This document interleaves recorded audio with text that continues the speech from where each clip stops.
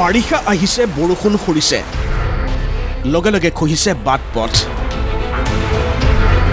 কৰবাত যদি ৰাষ্ট্ৰীয় ঘাইপথৰ নৱনিৰ্মিত অংশই খহি গৈছে তললৈ, আন কৰবাত আকৌ হ্ৰদ জলাশয়ৰ দৰে প্ৰকাণ্ড দ গাঁতৰ মাজেৰে ঠাই বিচাৰিবলগীয়া হৈছে গাড়ী মটৰৰ চকা ঘূৰাবলৈ। চৰকাৰ নিৰ্বিকাৰ, গতিকে কৰবাত আকৌ বিধ্বস্ত ৰাস্তাত শিল বালি জাপি গাঁত পুতিবলৈ পথচাৰীৰ পৰাই পইচা তুলিবলগীয়া হৈছে স্থানীয় ৰাইজে। 6 ইঞ্চি পাইপ দি আমি মানে লেবাৰ লগাই কামখিনি কৰিলোঁ। ভালেখিনি টকা খৰচ হ'ল, খিনি ৰাইজৰ পৰা দান বৰঙণি উঠাই আছোঁ। এনেদৰেই বাৰিষাৰ মাজতে অসমৰ পথ যোগাযোগৰ ভয়াৱহ বাস্তৱ লাজ লগাকৈ উন্মোচিত হৈছে আকৌ এবাৰ। মুঠতে উজনি নামনি সকলোতে এতিয়া ৰাজপথ মানেই যেন মৰণ ফান্দ।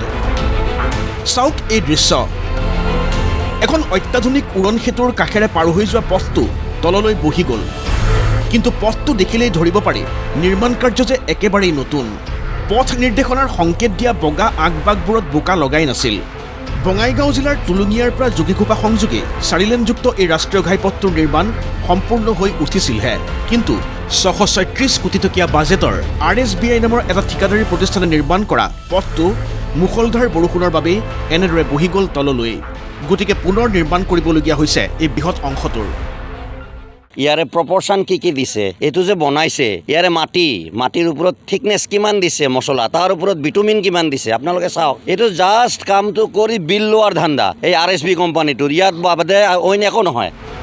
একেখন জিলাৰে মানিকপুৰৰ দৃশ্য এয়া।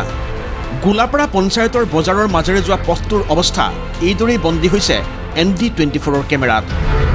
খবৰ নাই বিধায়ক আব্দুল বাতেন খণ্ডকাৰৰ, গতিকে ৰাইজে বোকা পানীৰে পৰিপূৰ্ণ পথটোৰ ওপৰেৰে অহা যোৱা কৰা পথচাৰীসকলৰ পৰাই ৰাস্তা সাজিবলৈ লৈছে দান বৰঙণি।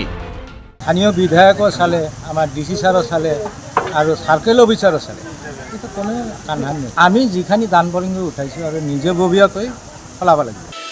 এইবাৰ আহক উজনি অসমলৈ। ইয়াত ডিব্ৰুগড় জিলাৰ লাহোৱাল বিধানসভা সমষ্টিৰ মাজেৰে পাৰ হৈ যোৱা 37 নম্বৰ ৰাষ্ট্ৰীয় ঘাইপথটোৰ দৃশ্য। প্ৰকাণ্ড দ গাঁতবোৰৰ মাজে মাজে গাড়ী চলাবলৈ, খোপনি ল'বলৈ বিচাৰিবলগীয়া হৈছে ঠাই। ৰাইজে উপায় বিচাৰিছে এই মৰণ ফান্দৰ পৰা পৰিত্ৰাণৰ। লগতে প্ৰশ্ন, নিৰ্বাচনৰ আগতে চৰকাৰে গোটোৱা কৰৰ ধনবোৰ কলৈ গ'ল?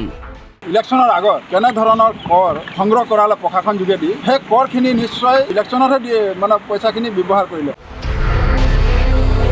এয়া উজনি নামনিৰ মাজৰ বোকাখাট। নেৰানেপেৰা বৰষুণৰ বাবে চপৰে এৰাইছে 715 নম্বৰ ৰাষ্ট্ৰীয় ঘাইপথটোৰ বিভিন্ন অংশ। ফলত ইটোৰ পিছত সিটো দুৰ্ঘটনা। পথটোৰ বাগৰিৰ পৰা নুমলীগড়লৈ পুনৰ নিৰ্মাণৰ ঠিকা পাইছিল গৌতম কনষ্ট্ৰাকশ্যন নামৰ এটা ঠিকাদাৰী প্ৰতিষ্ঠানে, কিন্তু এই অংশত কাম বুলিবলৈ একোৱেই নহ'ল। বহুত কষ্ট হৈছে বাৰু, আমি অহা যোৱা কৰিবলৈ পেচেণ্টো থাকে, মানে বহুত ডাঙৰ গাঁত হৈ গৈছে। আমাৰ এনে কাটি কৰি নিবলৈ মানে কেতিয়াবা পাল্টিও মাৰি দিয়ে বেটেৰী। এনেদৰেই বাৰিষাৰ বান বিপৰ্যয়ৰ মাজতে ৰাজ্যখনৰ বাট পথৰ জৰাজীৰ্ণ ছবিখন আকৌ এবাৰ উন্মোচিত হৈছে। লগে লগে ফাদিল হৈছে পথ নিৰ্মাণৰ দায়িত্ব পোৱা ঠিকাদাৰী প্ৰতিষ্ঠানবোৰৰো লুণ্ঠন আৰু বঞ্চনাৰ ঘৃণনীয় ছবি এখন। Bureau report ND24।